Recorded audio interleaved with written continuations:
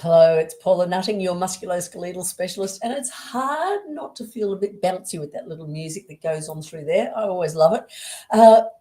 I am very excited because this is our end of August, Ask Me Anything live stream information for all therapists out there.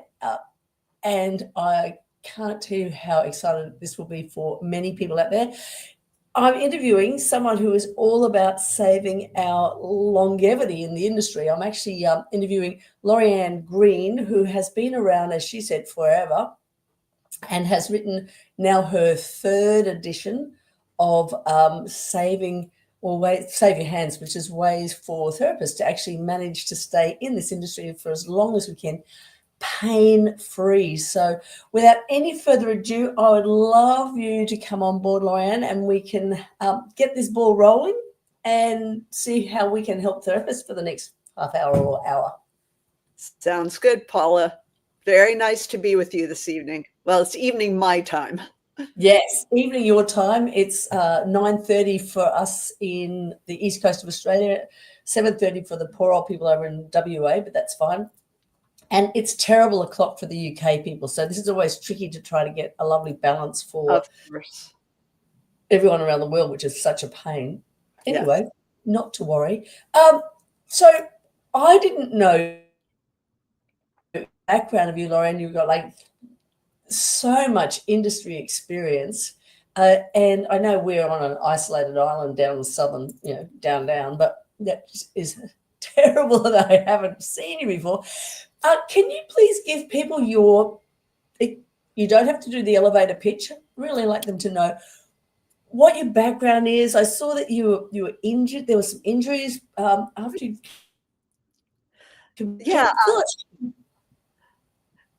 I can, I'll try to keep it short because it covers about 35 years. So, I went to Seattle Massage School, Seattle, Washington, in the United States, which was an excellent program, a year-long program. And now this was back in the beginning of the 90s, so it's quite a while ago. And at that time, we really didn't talk about injury prevention. We talked about body mechanics. But I will make a point, which I will probably make several times during our time together. Body mechanics is not the same as ergonomics, and it's not the same as injury prevention. It's one of many strategies that is useful in preventing injuries. So anyway, I went to massage school, and being an A+ type person, I did an externship, and I took all kinds of extra workshops, and I suddenly increased the number of massages that I was doing per week. And that's a good way to get injured, that sudden increase. So I started having symptoms on the ulnar side of my wrist, pain, and it just got worse and worse. And I was able to graduate, and I was able to pass my state boards, but I was not able to practice. I was in too much pain, and I was in pain for 3 years. So Lauriann, how many, just because I want to unpack that, because sure. That's really terrifying that it's something in the length of time that you're in college. So firstly, everybody, there's a comment section under here, and I want you to ask as many questions because this is about you guys. I want, if you've got questions or queries, don't just sit back and watch and wonder, because this is your opportunity to ask. Good morning, Belinda. I can see you on board. Thank you for coming up and sharing. And also, I want to do a quick plug for Q Academy, which I should have done really earlier in this piece. They are an education platform that you made me think about them when you started talking, because they have a really good structured way nowadays that, one, we look at our ergonomics, but two, we look at the biomechanical health how to set yourself up, how to place yourself to make sure that you're trying not to injure yourself. Probably more so nowadays than we ever did before. We were just thrust into it. But if you're interested in getting into massage therapy or upskilling from what we call Swedish relaxation up into myotherapy, or potentially an associate degree, which they're in the process of writing, then have a look on board for Q Academy. Hey guys, it's Paula Nutting, your musculoskeletal specialist, and this is that awkward, cheesy kind of part of the video where I ask you a big favor. So if you want great content and lots of information, you can see down here in the little testimonials, there's free manual therapy information. There's really cool stuff on necks, shoulders, backs, hips, wrists, arms, etc., etc. I've got amazing Ask Me Anything podcasts and vodcasts that you can get free access to. If you want to get that great content, can I please ask you 3 things? 1, can you please subscribe to my channel? 2, can you hit the like button? And as they say, just smash the heck out of that like button. The more information that YouTube gets to me, the more I can give content to you. And if you can click on the bell, that will also give you timelines for when I'm actually dropping something into YouTube so that you can access it really quickly. So subscribe, like, and click on the bell, and I'm hoping to get you as much great content as I possibly can. Paula Nutting, your musculoskeletal specialist. Lauriann, how many treatments were you doing from beginning to end that before you started feeling that? Oh gosh, I probably was doing, practice maybe 3 times a week, and then all of a sudden, in the externship, I went to 7 to 10 massages, and I was under pressure also because I was working in a professional physical therapy clinic, and these were real clients, and but I wanted to make the point that it is not unusual for people to get injured during their massage training. In fact, 2 other people in my class of 30 also were injured enough that they could not practice afterward. And it's not because it was a terrible school. It's just that at that time, we didn't think about these things, and the school didn't think about these things. So I got injured. I couldn't practice. I had spent all this money on school, and I started if something's wrong with me, I start looking for information to figure out, well, how do I treat this? Why did this happen, etc. Started looking for books, and there weren't any books. And so I developed a workshop. I started doing the workshop, which was very popular, and people kept telling me, well, you should turn the workshop into a book. So that's what I did. That was the first edition of Save Your Hands, which was edited by my brother, who is a medical doctor, just to make sure that it got everything correct. And it kind of, I don't mean to sound boastful, but it sold like hotcakes, as we say in the States. It sold, or like petit pain, when we say in French.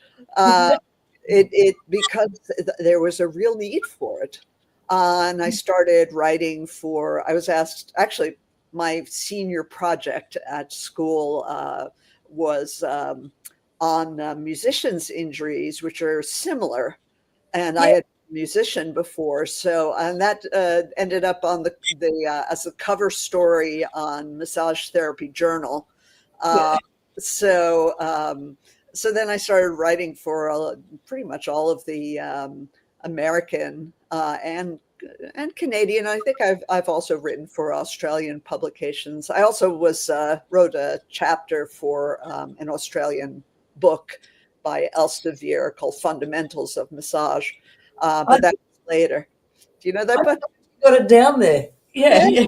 Well, the chapter on injury prevention was me and my co-author, Rick Goggins.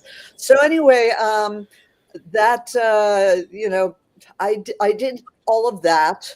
The book was published by a local publisher, and it just kept selling, but I couldn't practice, so I went ahead and did other things.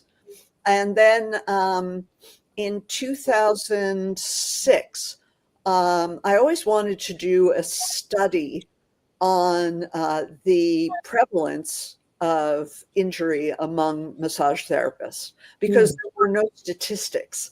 In other fields like physical therapy, chiropractic, etc., there were statistics on this. In massage therapy, there weren't. So we worked with the American Bodywork and Massage Professionals, ABMP, and we got a very big sampling of people returning our questionnaire, which means that we could statistically say, okay, this is the percentage of people who get injured. We could extrapolate that out, and turned out to be very high.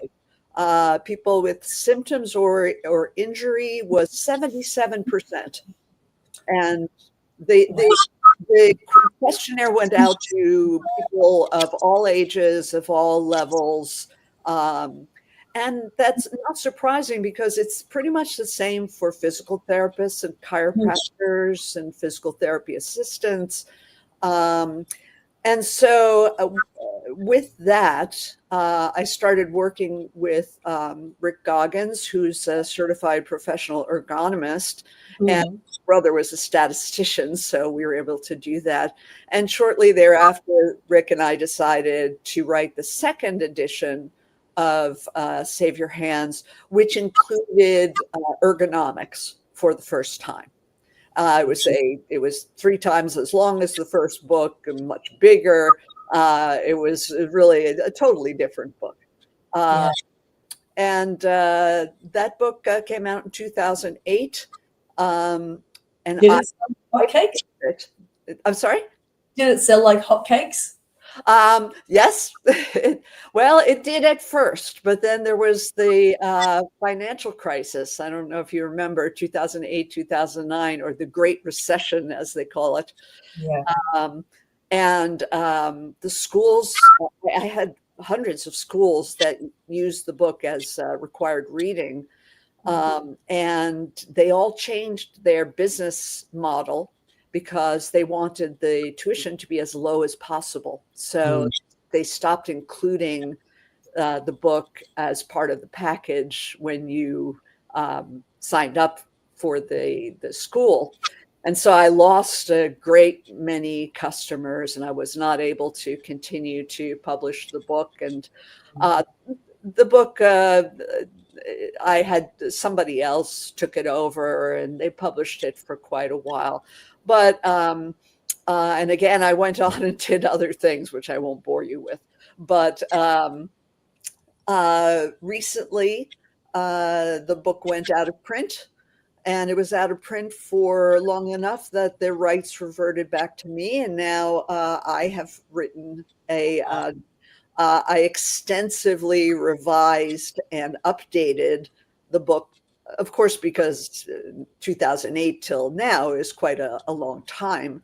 So things have changed, and I needed to, update the, some of the information. I was talking about, medical science looks at the musculoskeletal system differently now than they did in 2008. So I had to get a lot of updating done, and just did lots and lots of revisions. And so that's why the third edition is coming out. I hope within a month. Okay, well, that's great. And we'll promote it, absolutely, everybody on the website. Thank you know, you. it's super interesting, because in the old days of learning, we were around the pure lever process. So when we would be treating people, it was basically deep tissue type massage. Nowadays, with our acknowledged skill sets, with so much more lighter work and positional releasing techniques and myofascial glides and passive pins, like all the other things, how you would have, I can only imagine that if you did another study through ABMP, that we wouldn't have up to 77%. 77% is a huge amount of people who have got some kind of injuries. I would hope to think that that number would be greatly reduced now because of our technique choices. Well, I'd like to think that, except that the number was similar among physical therapists. And physiotherapists in at least in the United States, where we did the study, are usually have a doctorate in physical therapy, and so they use all of the techniques, and then some that massage therapists do. And even with their much fuller understanding and training, because if they do a doctorate degree, I mean, that's 4 years of university and then another 4 years after university. So it's many years of training. They still were getting injured. And also they don't spend, a massage therapist will spend an hour with a client doing manual techniques, whereas a physical therapist will do manual techniques only some of the time. Mm-hmm. The rest of the time, it's remedial exercise and, assisted stretching and things like that. But so they were also getting injured. So I don't know if like you, I mean, I certainly hope so. I hope that maybe, my work and, my books have been helpful to people as well and given them ideas. And I know, I've worked with hundreds of schools who've incorporated the book into their curriculum. And even spas. I have worked with spas in some very well-known spas in the United States. So, I hope that the information has gotten out there, has been disseminated. So I hope you're right. Well, no, I've seen any physiotherapist I've seen, I know that they have one depth of pressure. They don't actually, there's not probably, because we have an hour, we have a greater length of time, and I see more people in the complementary health model will have like less is more, but in the allopathic, that physiotherapy, they are just bang, bang, bang, and thumbs, I can just, Yes, a lot of thumbs. So with the course, do you? I have a gorgeous friend, Lisa Belmore, who is a shiatsu practitioner and researcher, and there's a whole technique around hands for therapists and how to what areas to work on to help with their own preventative medicine. Does your book go through different techniques? How do we work our hands before a treatment? What do we do after treatment? What do we do during the treatment? Can you take us through how I'm going to keep my hands healthy if I'm treating 6 people a day? Yes. Well, first, there's a lot of information to understand. The things that get people injured, as in any profession that is physical, people who work in manufacturing or who are, woodworkers or, any manual, heavy duty work, they all have risk factors. And when I talk about risk factors, it's like we talk about risk factors for heart disease.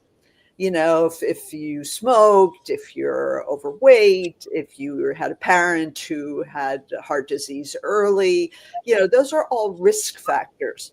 And there are a number of risk factors in doing the work that massage therapists and I should say estheticians also, because estheticians do a certain amount of massage. So it's important to be aware of what those risk factors are. If you start out with that knowledge, you can be on the lookout for, am I doing any of these things that are increasing my risk of getting injured? So that's the first thing, is to be aware of what is it that gets us injured. Um, and to adjust what you're doing, or I talk a lot about awareness. I talk about it on a practical level, and also on kind of a, I don't know, for lack of a better word, metaphysical level. Because I do talk about preparing yourself in the morning before you start working.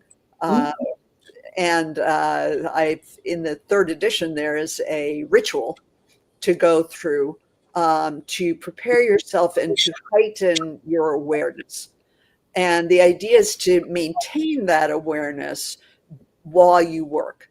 One of the risk factors is that is working without a break. So one of the things I talk about is building little breaks into your work. So, for example, you run out of oil on your hands, and you maybe have a holster, and you turn to the side for a moment. Some people turn their back on the client, so the client doesn't really see what they're doing. And they pump a little more oil. So that's a little break. And if during that break they can, there tends to be some tension that builds up. And it's called, when tension builds up in your muscles, it's called static loading. And it causes some amount of ischemia, so it reduces blood flow. And it is a risk factor for injury. So if during that time you can take a couple of deep breaths, it probably won't take more than a minute or two, but just to let some of that tension go out, so that when you go back to the client, even if it's 2 minutes later, your muscles have had a moment to relax. So that's also something that we tell people who work in offices or who work on the computer a lot and get these kinds of injuries from that, is to set their clock and to take a break every half an hour, to get up, walk around, take deep breaths, go outside, look at the sun. It's taking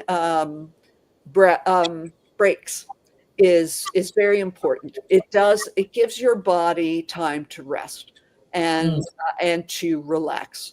So it helps with that risk factor of static loading from tension.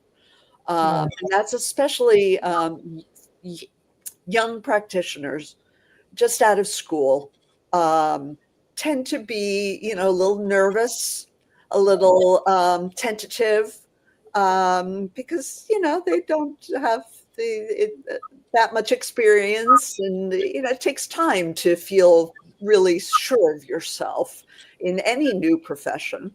So especially, and so young professionals tend to get injured quite a bit. So I talk about that. I do talk about self-massage, massaging, but not using your hands.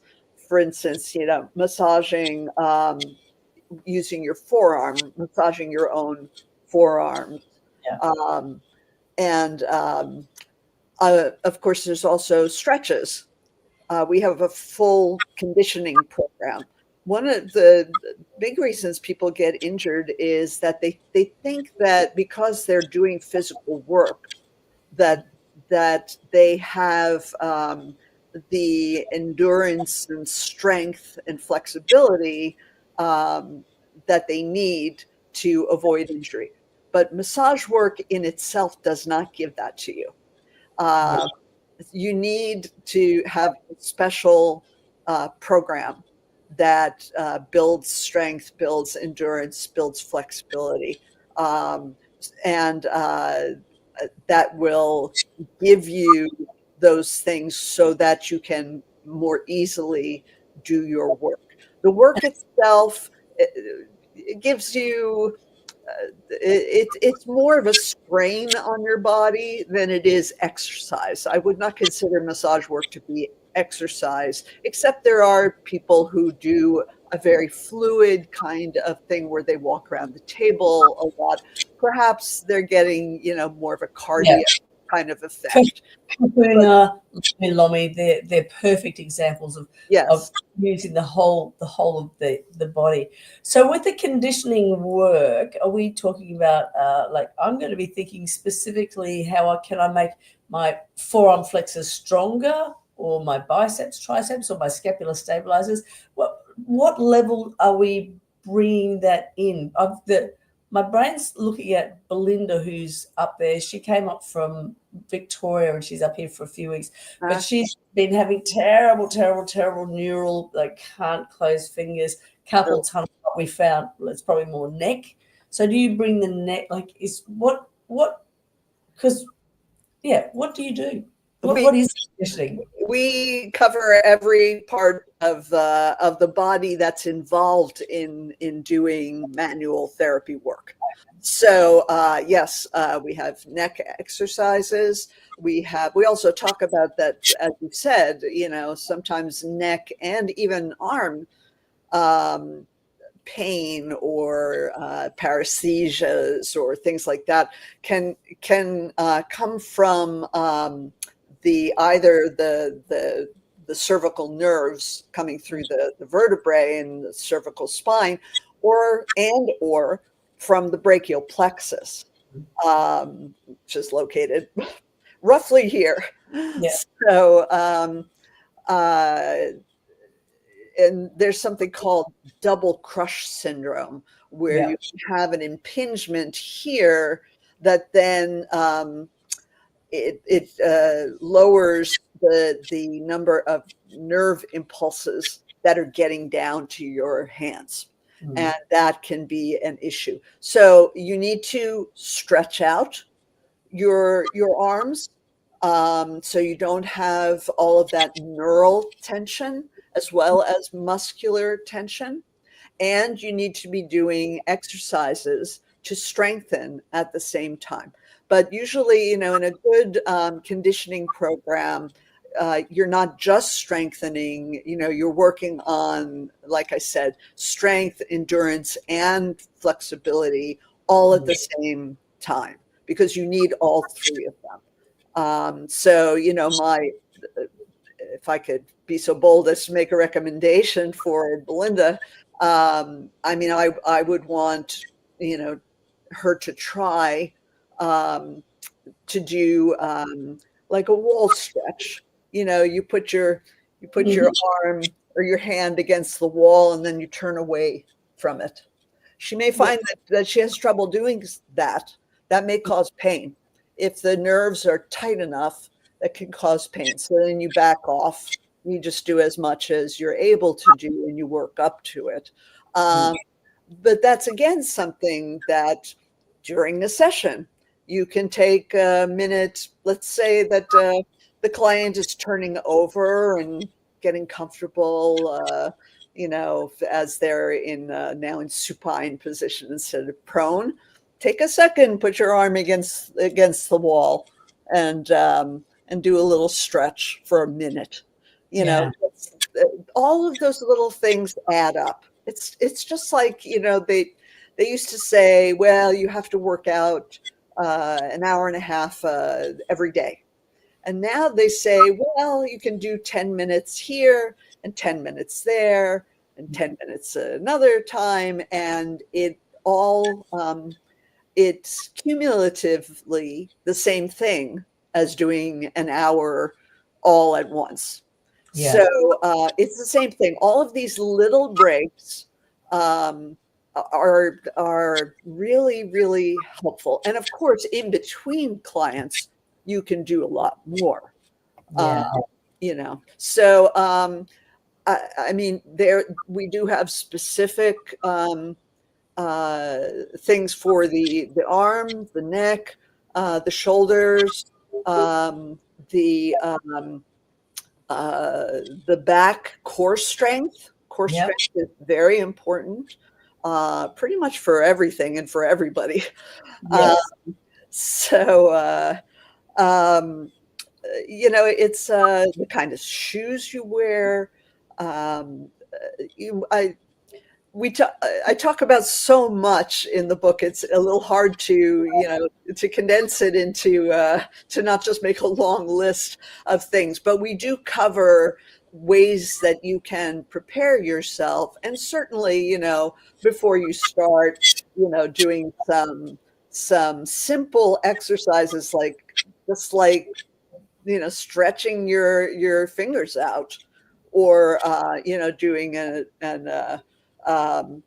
thumb stretch, if you're using your thumbs a lot, if your thumbs are bothering you. You know, there are small stretches that you can do, and of course you want to warm up beforehand. So walk to work, or walk part of the way to work, so that you arrive warm, not you don't start with cold muscles. So I mean, again, there are many, many, many strategies, but those are among the things that I recommend. Belinda was saying that she was doing that, those held stretches. Her hand therapist recommended dynamic stretching. So do we think about, because for me that's a little bit neural, and I'm kind of, it is neural, yeah. So by dynamic, it would be going back and forth, which is fine. Kind of like things that are like moving around, trying to keep. From memory, looking at the work that she was showing me the other day, is that she's the hands are together. She has a dodgy one, but I think that they're trying to do a connectivity, if that's right, Belinda, to make sure that there's it's a the dynamic. It's not isolated. It's actually more compound. Yeah, I mean, you know, I won't argue with her doctor. You know, if that was recommended to her, she should certainly do it. The only thing is that in this position, you're really not stretching the entire arm. So, and that is a valid point. I've always been a hand on a wall or something, and then rotate the elbow, like actually get some movement where your humerus is moving, right, the glenohumeral rhythm. Yeah, we start getting capsular movement in there, but we don't often look at strength and conditioning. We don't really do a lot of contraction, because that's not where we think. We think, oh, let's just stretch and relax and splint. But I think that you're on track there, Lauriann, that we probably should be doing, making the muscles stronger. Yeah, not necessarily the biceps so much, but yeah. I mean, there are quite, you know, in my book, it's quite a long chapter, so there's a limit to how many. I mean, there are thousands of different exercises and stretches you can do. So, you know, we got it down to, you know, a manageable number that, you know, most people are able to do. But there are many, many ways of approaching it. But as long as you keep in mind that you do need flexibility, you do need strength, and you do need endurance. So, and you need, you know, something to warm you up, you know, a little time on an exercise bike, a walk, something to, jumping jacks, something to warm up your tissues before you get started. You certainly don't want to start working with cold hands, cold muscles, because you need that blood flow to, keep everything healthy. And not burpees, everybody. We're not ever saying burpees. They're like burpees. They're my most hated. I can't do that. That's the most horrible movement pattern. And I do love, I think the biggest thing that I'm going from what you're saying here is, are we mindful of that static tension? Because so many people are working with their shoulder blades, their trapezius up and running, or their heads naturally forward.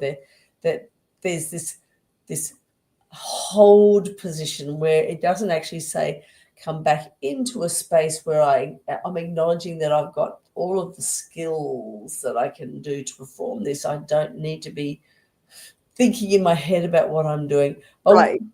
See, there's that tension. Yes. Yeah, exactly. And I'm going to flick over to a brief break and show a little bit more on how people can work within a great space with the Q Academy. Okay.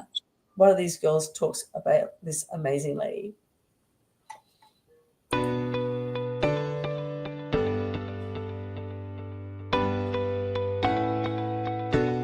My name is Jade Afu. I studied Cert 4 massage in 2014 and then went on to remedial in 2015. I was working in ASICS. I was retail, Lorna Jane.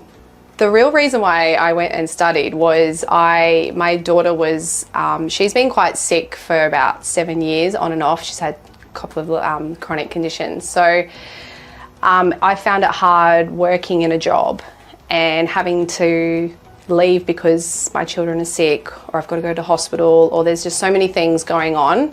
For me, I needed another option. I've been set up for about 8 years now, working from home. Having a home business has been like such a blessing to my life. I don't think I could have done what I've done somewhere else just with my own circumstances. My life's very busy. I've got 3 kids. And this year has been a little bit different again because now I've got 3 kids playing sports every afternoon. So I do try, if I can, work in between school hours. I feel like you can make it work to your advantage. So you can either work as hard as you want and be stressed and all the things, or you can make it flexible. And there's that flexibility in what you're going to provide.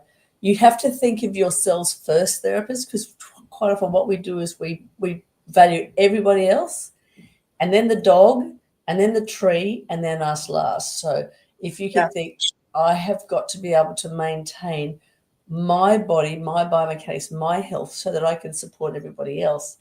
And I think that's our underlying. That's why we like doing this job, because we love to help and service. We want to help people. Yes, of course. Yeah. But that's part of the if we get down to a very basic level, that is part of, I hate to say it's part of the problem, because it's a wonderful it's a wonderful impulse to want to help people. But I have something in the book that's called out, where I say that it is it sets up the wrong kind of relationship to hurt yourself to help someone else. It sets up a kind of martyrdom, which is not healthy for any relationship. So yes, just like in everything, just like in any relationship, we always have to think of ourselves first. If you have a partner, you still have to make sure you're okay. Then you can take care of your partner. But was in the past so much emphasis on treating the patient, and very little, if any, talk about how are we reacting, and what kind of energy and what kind of presence are we bringing into our session?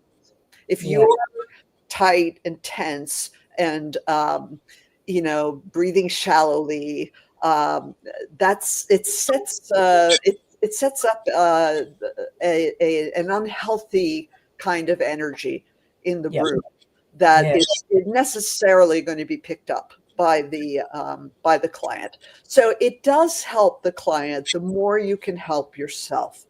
Yeah. By the way, I wanted to mention, just as a concept, because you were talking about, the getting the neck and the shoulders into the right position. Generally, everybody spends most of their day, no matter what they do, with their shoulders internally rotated and their hands out in front of their body. If you type at a computer, if you do any kind of work, you are generally in that position. So your chest is caved in, your back is stretched out, and your head tends to move forward.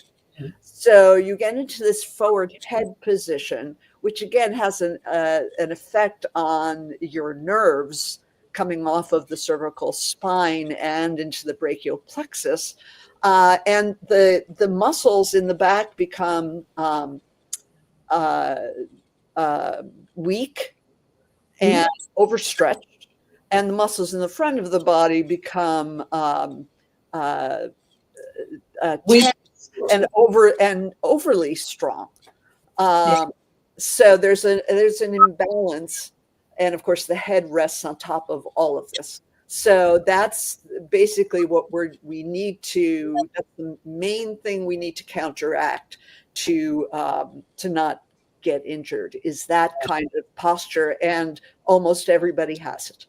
I'm presenting a 3-hour workshop on breath and brilliance on Saturday for Club Physio. And it's that whole concept of compressing down at C3, C4, C5, which is what happens in that forward pose, which is our exit points for our phrenic nerve.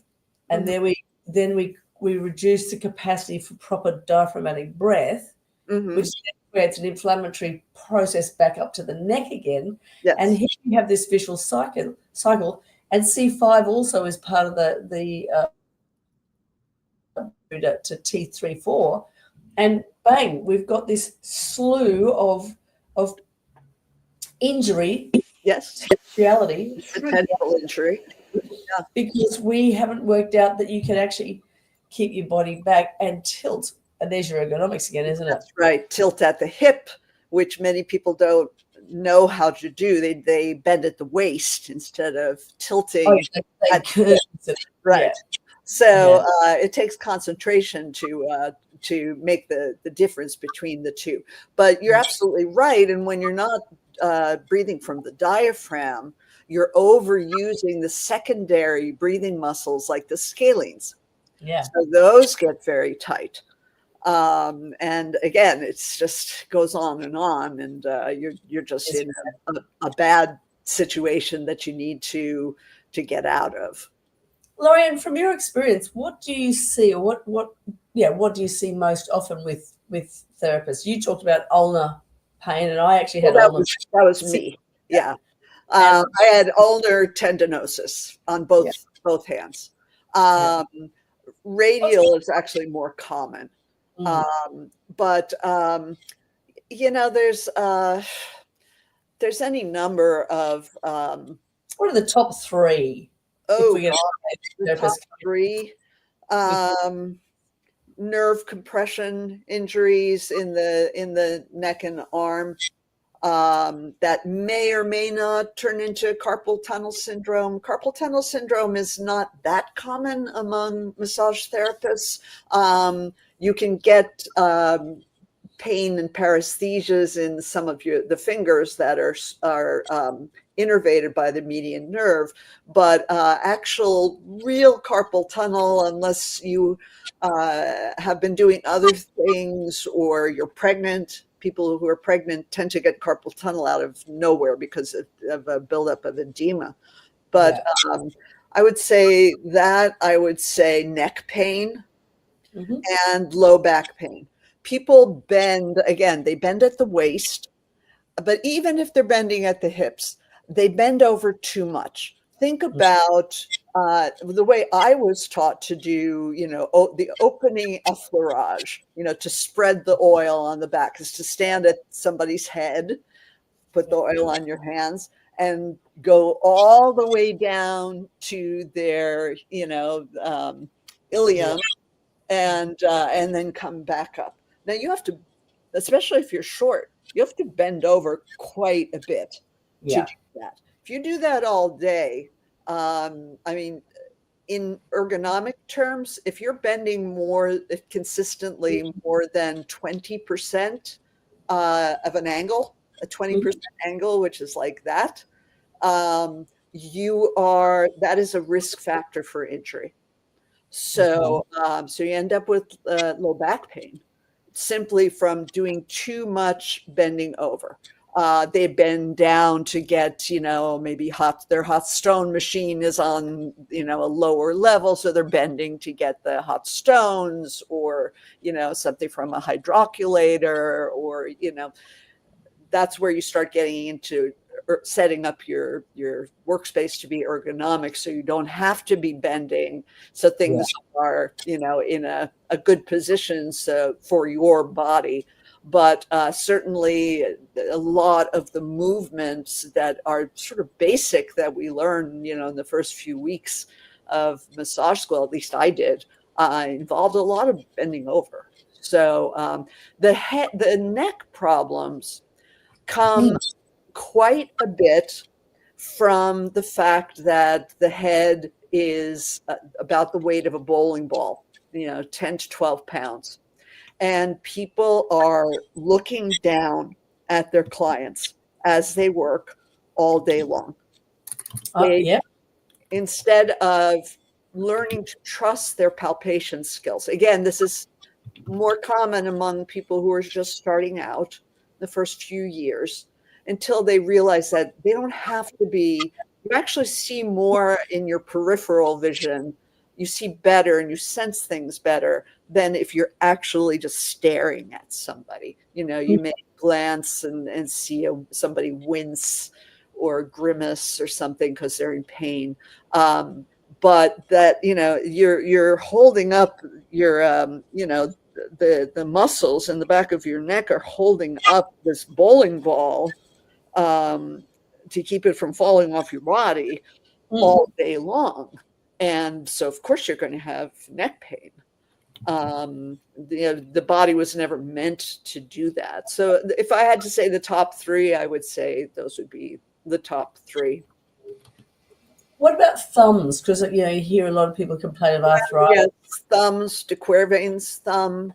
Was my next question on that. How do you manage people? Because de Quervain's you're not going to create more rapid onset of de Quervain's with treatment, or I don't know. I thought it was just a job. Well, if you use your thumbs quite a bit, especially if they're not really, how can I do this? In line, I can't show it, in line with the rest of your arm. Let's imagine my arm is extended.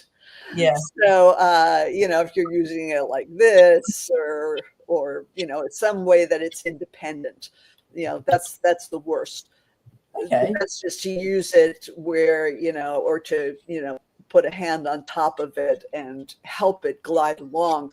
But, the amount of pressure you're putting at the end of your thumb is multiplied, I can't remember exactly, but I think it's 100 times in the carpal metacarpal joint of the thumb.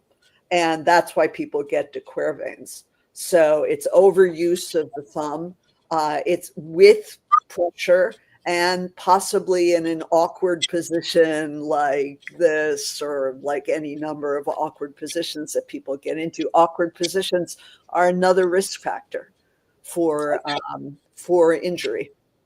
Yeah, yeah. I'm lucky that my thumbs don't I can't hyperextend, so I could actually use this and have never had a problem with it. But I do recognise that people who've got that See, hyperextension, I'm, yeah, I'm I'm not extremely flexible. So, yeah. yeah, it just depends on, it's like a lot of things, you have more or less risk factors depending on your genetics, depending on the way, your particular body is built. It's one person will work for 20 years and never have a problem. And another person will work, for 6 weeks and get injured and not be able to continue. Yeah. It's so multifactorial that it can be difficult to figure out exactly what it is that's causing the problem. It's a lot of detective work, unless it's something obvious, like, yeah, I've been using my thumb and nothing but my thumb to do all of my massages. But usually it's a number of different things that are all contributing, and that you have to kind of weed out. But injury, these kinds of musculoskeletal disorders are multifactorial. There's many factors that go into, and that's why one person can work for forever and never have a problem, and another person will, because their situations are just different, their ages are different, their musculature is different.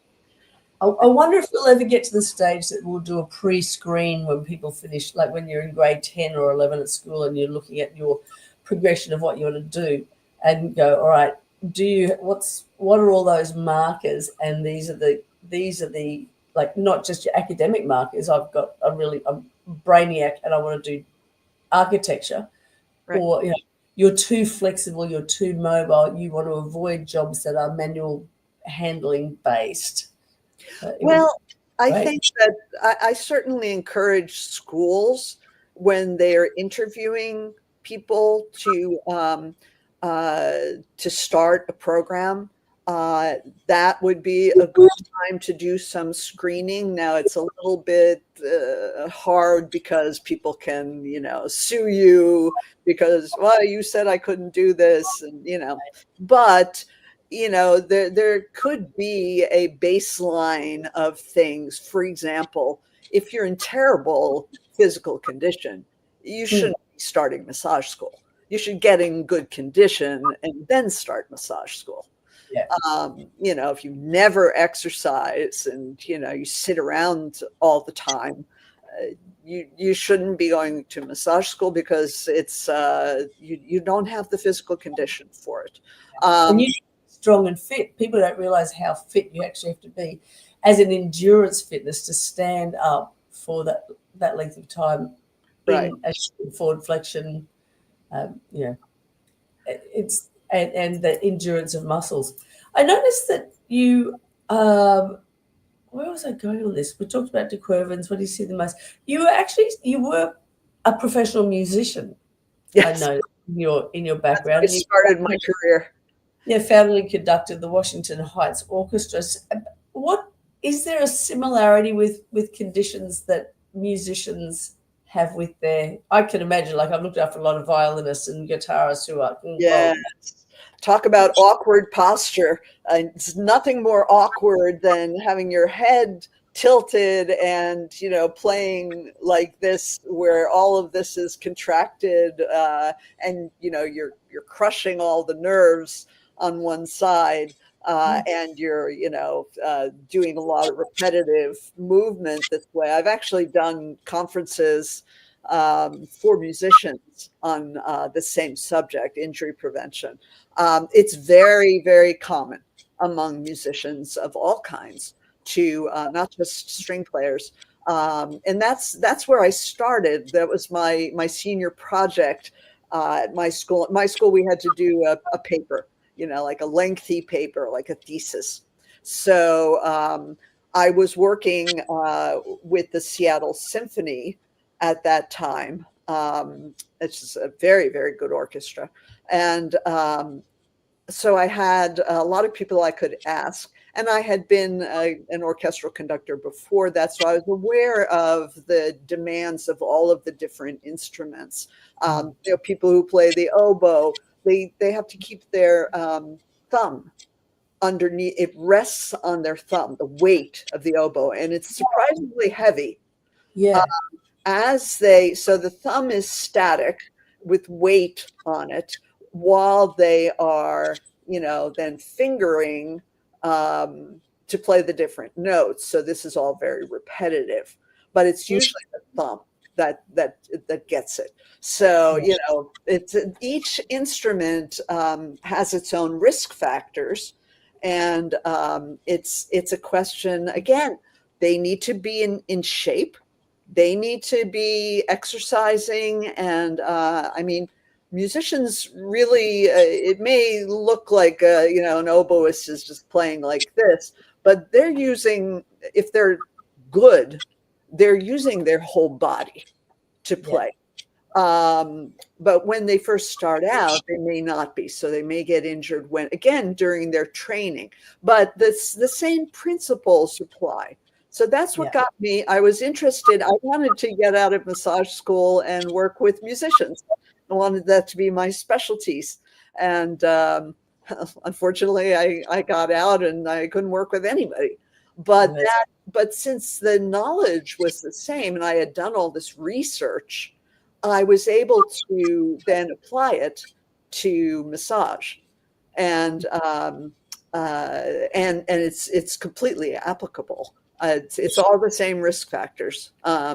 So it was very informative for me. And unfortunately, I didn't get to work with musicians, except a couple of conferences that I was asked to do, like at the Boulder summer music conference and things like that. So. Any tips for massage therapists who have musicians as their client patients? Oh, well, it's again, you have to kind of understand, you have to talk to them about, maybe ask them to at least mimic, or maybe even bring their instrument in if it's, carryable. Not all of them are. And ask them, so what motions are you doing and how are you sitting? And, are you sitting straight? Do you tend to get into the forward head and the bent over position? You need to get a picture of what they're, spending 6 or 8 hours a day doing, because really good musicians are spending that amount of time. So that's the most important information, is what is their particular challenge with their particular instrument. And then you can address that. An oboist is not going to be able to do anything about the fact that they are holding the instrument with their thumb, but they can do strengthening of their hands and stretching of their hands before they play. And you can work on those muscles. And, that will likely be helpful. You bring,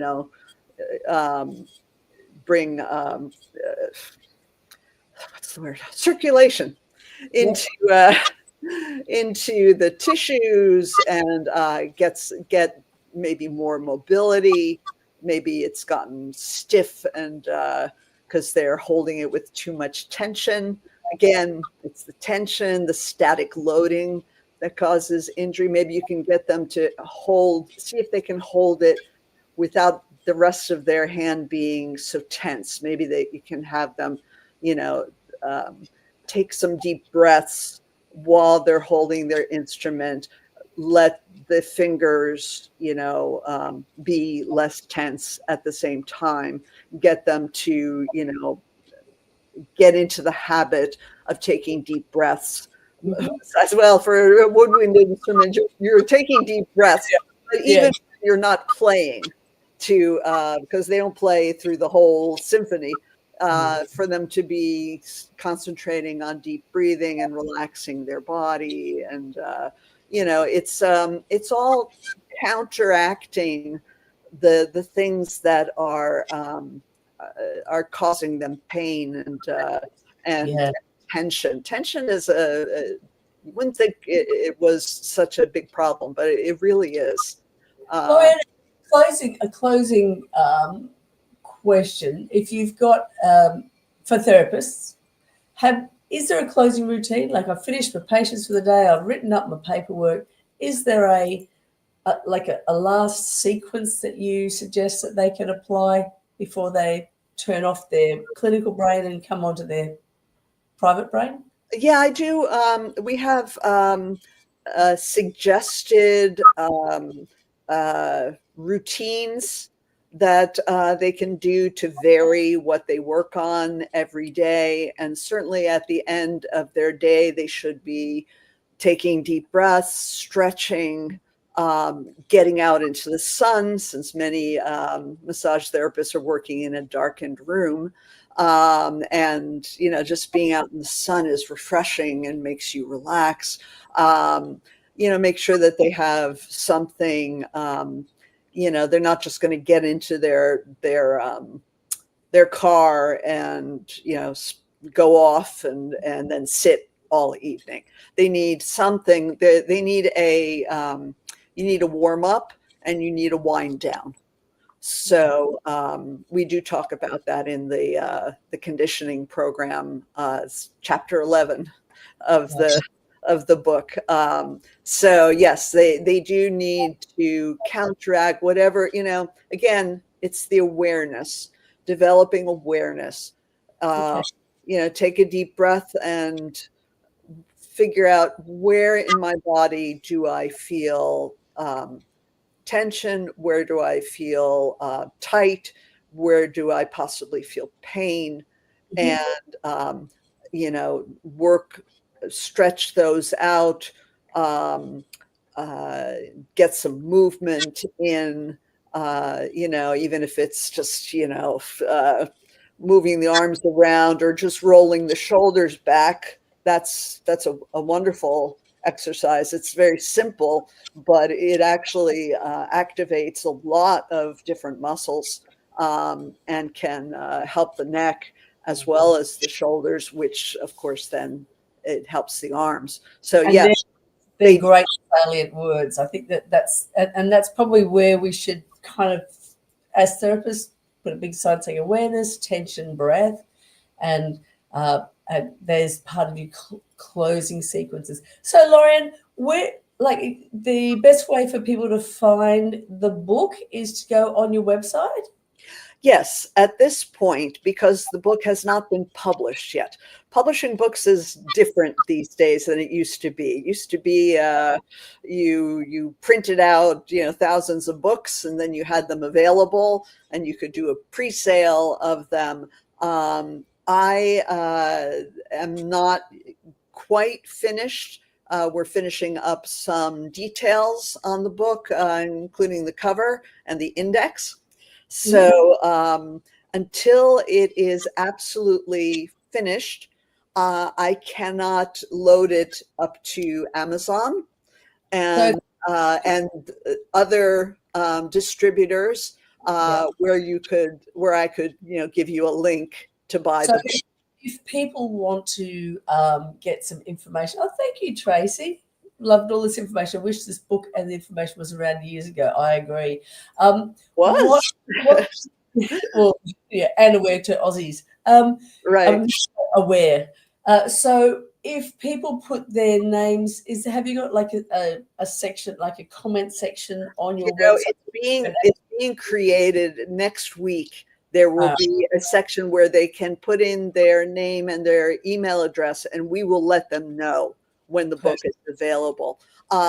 If they want to just contact me in the meantime, I'll just make a note about it. They can contact me at hello@illuminatepress.com. That's the name of my publishing company. Illuminate, ILLUMINATE, NATE press, all run together.com. And hello at Illuminate Press. And I'll just make a note.